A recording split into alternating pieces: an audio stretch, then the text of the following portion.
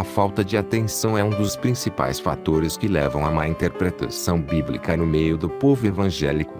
A maioria das pessoas leem rapidamente um texto bíblico, e suas conclusões são tiradas mais rapidamente ainda. Então tome cuidado para não pregar o que a Bíblia não diz. Nunca pregue o que a Bíblia não diz. Vejamos alguns textos que são abordados por muitos pregadores sem buscar o devido cuidado quanto ao significado exato. 1. A sombra de Pedro curava. Ouvi dizer que um determinado pastor, num determinado momento do culto, pede para as pessoas passarem pela sua sombra, dizendo que elas serão curadas conforme aconteceu com o apóstolo Pedro registrado em Atos 5:15. A Bíblia não diz que a sombra de Pedro curava, e sim, que as pessoas eram colocadas próximas de Pedro, perto de sua sombra, mas na realidade eram curadas em nome de Jesus. De sorte que transportavam os enfermos para as ruas, e os punham em leitos e em camilhas para que ao menos a sombra de Pedro, quando este passasse, cobrisse alguns deles. E até das cidades circunvizinhas concorria muita gente a Jerusalém, conduzindo enfermos e atormentados de espíritos imundos, os quais eram todos curados. 2. Se tiverdes fé do tamanho de um grão de mostarda, Lucas 17:6. Consultei várias versões e todas elas afirmam a mesma coisa: fé, como um grão de mostarda. Ter fé como um grão de mostarda é diferente de ter fé do tamanho. Jesus não disse que quem tiver fé do tamanho de um minúsculo grão de mostarda poderá fazer grandes milagres. Senão, ele não teria dito à mulher cananeia: ó mulher, grande é a tua fé. Seja isso feito para contigo como tu desejas. Mateus 15:28. E para Pedro ele disse: homem de pequena fé, porque duvidastes? Em Lucas 17:5 os discípulos pediram ao Senhor que aumentasse sua fé. Então quando você for pregar sobre fé, nunca diga se tiverdes fé do tamanho de um grão de mostarda. 3. Abraão sacrificou o seu filho Isaque e ofereceu em holocausto. Certa vez vi um pregador da teologia da prosperidade dizer que para os irmãos serem abençoados deveriam dar o que eles mais amam, e convenceu os crentes, usando a passagem bíblica, dizendo que assim como Abraão deu a Deus o que ele mais amava, nós também devemos dar aquilo que mais amamos, e mencionou que hoje o que mais amamos seria o nosso dinheiro. Infelizmente, muitos pregadores usam esse texto para te convencer a sacrificar uma oferta para a igreja. A Bíblia diz que Abraão obedeceu à ordem de Deus, que era subir ao monte e sacrificar seu filho Isaque. Todavia Deus não permitiu ele fazer isso. Ao usar o exemplo de Abraão, os pregadores da prosperidade deveriam pedir para as pessoas darem todo o seu dinheiro, mas quando elas viessem trazer o dinheiro, o pastor deveria dizer: não precisa dar seu dinheiro, isso é só um teste de obediência, agora sei que és obediente à palavra de Deus. Esta é a interpretação correta do texto bíblico. 4. Quem der dinheiro, casa ou carro para a igreja receberá 100 vezes mais. Você já deve ter ouvido algum pastor falar que quem der dinheiro, casa ou carro para a igreja receberá 100 vezes mais. Será que Jesus disse isso mesmo? Em Mateus 19:27 e 30. Jesus disse que quem deixar, e não dar, casas, irmãos, irmãs, ou pai, ou mãe, ou filhos, ou terras, receberá 100 vezes mais, e herdará a vida eterna. Imagine se Jesus tivesse dito isso. Então quem dá R$100 recebe 100 vezes 100, ou seja, R$10.000, e quem dá R$1.000, recebe R$100.000. Então ofertar nas igrejas seria um grande investimento, e os crentes seriam as pessoas mais ricas do mundo. Mas isso não é verdade, pois a maioria dos seguidores de Jesus era pobre, e, no entanto, não ficaram ricos. E se examinarmos a Bíblia veremos que os discípulos não adquiriram riquezas terrenas, senão em Atos 3:6, Pedro e João não diriam ao paralítico: não tenho ouro nem prata. Jesus não prometeu riquezas para todos que o seguissem. Jesus se referia à vida eterna quando reinaremos com Cristo. No reinado com Cristo receberemos 100 vezes mais e não aqui na terra. A teologia da prosperidade prega a prosperidade terrena, como se o crente fosse reinar para sempre aqui na terra, mas Jesus pregava o reino eterno, Jesus não disse quem dar, e sim quem deixar, pois seguir a Cristo significa renúncia. Quem deixar, e não dar, casas, irmãos, irmãs, ou pai, ou mãe, ou filhos, ou terras, receberá 100 vezes mais, e herdará a vida eterna. Você que decidiu seguir a Jesus Cristo, já recebeu a sua recompensa. Você já recebeu 100 vezes mais, só que isso irá se cumprir na vida eterna, e não aqui nesse mundo. 5. Jesus levou sobre si todas as nossas enfermidades e dores. Os pastores bilagreiros usam como base os versículos de Isaías 53:4, onde diz: verdadeiramente ele tomou sobre si as nossas enfermidades, e as nossas dores levou sobre si, e nós o reputávamos por aflito, ferido de Deus, e oprimido. Se Jesus levou nossas enfermidades, porque os crentes ficam doentes? É importante notar que a profecia se cumpriu antes de Jesus ser crucificado.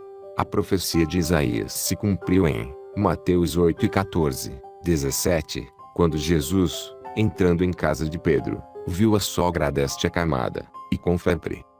E tocou-lhe na mão, e a febre a deixou, e levantou-se, e serviu-os.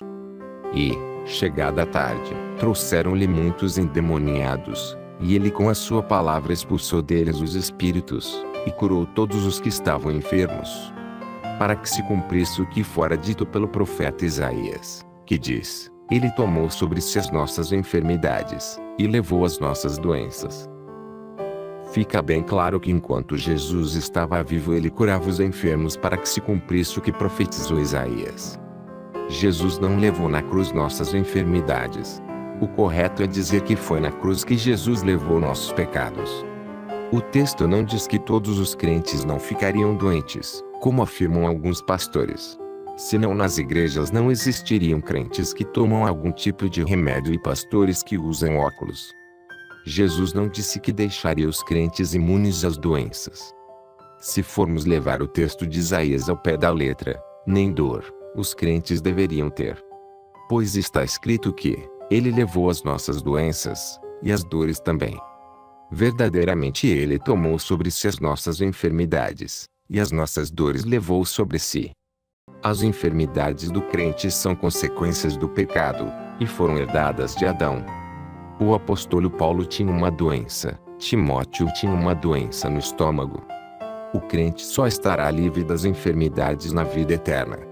Nesse dia o crente não habitará mais em um corpo corruptível, mas incorruptível. Não se pode afirmar que o crente não fica doente, se a ressurreição ainda não ocorreu. Naquele dia Jesus levará todas as nossas enfermidades, como está escrito.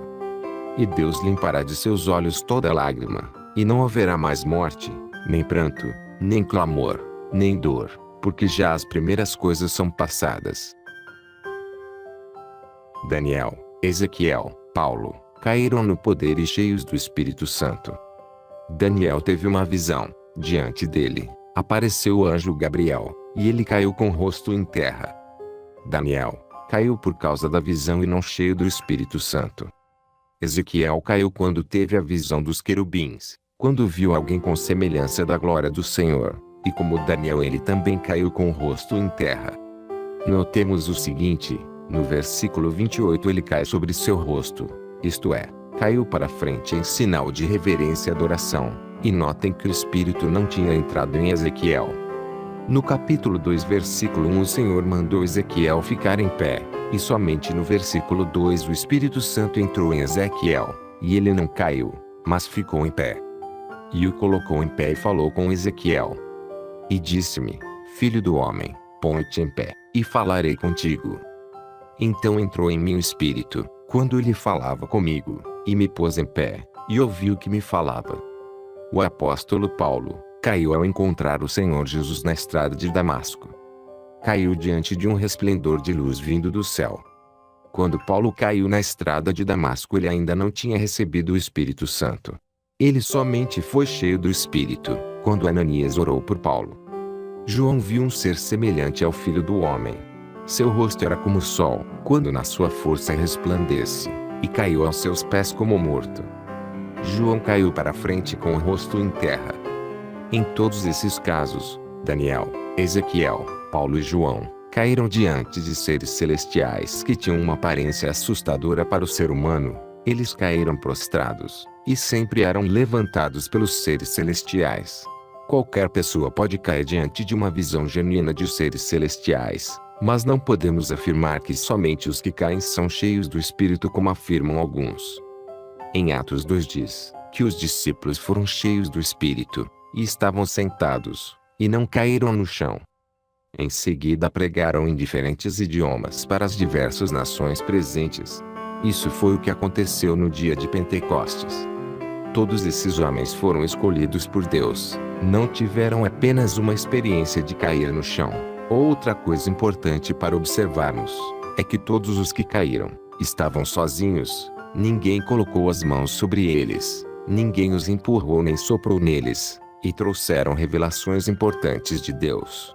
Hoje vemos algumas pessoas caírem e levantarem como se nada tivesse acontecido e não contam nada para a igreja sobre o que Deus lhes mostrou. Certa vez vi uma mulher cair no chão e todos pensavam que ela estava cheia do Espírito, ou fora arrebatada. Então eu me dirigi até ela, olhei para ela deitada no chão, ela olhou para mim, e normalmente se levantou e foi sentar. Em outra ocasião uma jovem me disse que não ia mais frequentar a igreja porque quando ela ia à frente para receber a oração, tinha um obreiro que colocava a mão na sua testa e empurrava. Então ela se desequilibrava e caía para trás. 7. Quebrar maldição hereditária. Muitos crentes, depois de aceitarem Jesus como único Salvador, ainda acreditam que precisam quebrar maldição de antepassados. Os pregadores da maldição hereditária dizem que se na sua família existem casos de câncer, diabetes, problemas cardíacos, divórcio, adultério, é porque alguém da sua geração no passado cometeu aquele pecado ou viveu aquela doença e transmitiu para você hereditariamente. Então você deve orar a Deus pedindo para lhe mostrar qual foi a geração passada que está te afetando, e para quebrar a maldição, ensinam alguns teólogos que devemos pedir a Deus pelo perdão dos pecados dos nossos antepassados e ancestrais, e para isso citam o texto bíblico de Êxodo 20. Não farás para ti imagem de escultura, nem alguma semelhança do que há em cima nos céus, nem embaixo na terra, nem nas águas debaixo da terra. Não te encurvarás a elas nem as servirás, porque eu, o Senhor teu Deus, sou Deus zeloso, que visito a iniquidade dos pais nos filhos, até terceira e quarta geração daqueles que me odeiam. E faço misericórdia a milhares dos que me amam e os que guardam meus mandamentos. Em primeiro lugar, o texto diz que Deus está condenando a idolatria daquele que desobedecesse esse mandamento adorando outros deuses. Seriam amaldiçoados tanto os filhos como os pais, avós, bisavós e tataravós, somente daqueles que me aborrecem. O que não é o caso do cristão que não está servindo outros deuses, e nem tem prazer em aborrecer ao Senhor. O texto não se refere a doenças e problemas familiares e sim à idolatria. O versículo 6 acaba de uma vez com essa heresia propagada no meio evangélico. O versículo termina dizendo: e faço misericórdia a milhares dos que me amam e os que guardam meus mandamentos. A maldição acaba quando alguém se arrepende e passa a obedecer a Deus. A responsabilidade é pessoal. Se o pai ou o avô foram desobedientes, eles serão amaldiçoados. Mas se o filho ou avô ou bisavô se converter, termina a maldição sobre ele. Pois o texto diz: faço misericórdia dos que me amam e guardam os meus mandamentos.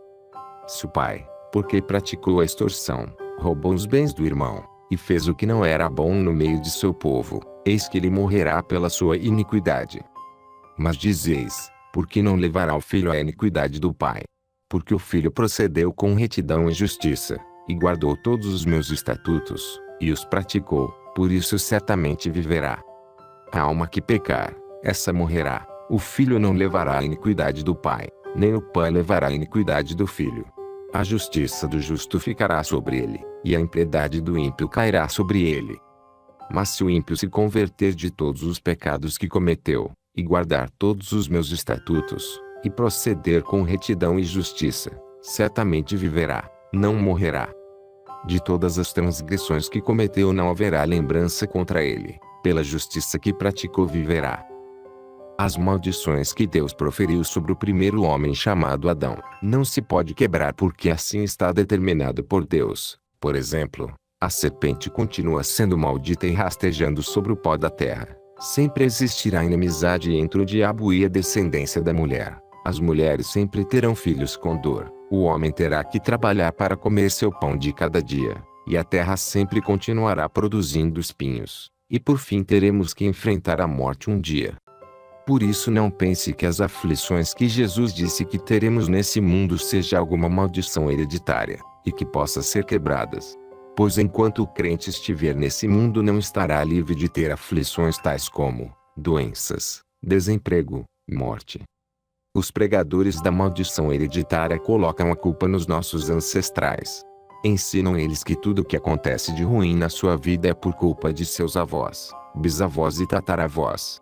E que basta orar pedindo perdão por eles e num passo de mágica tudo se resolve.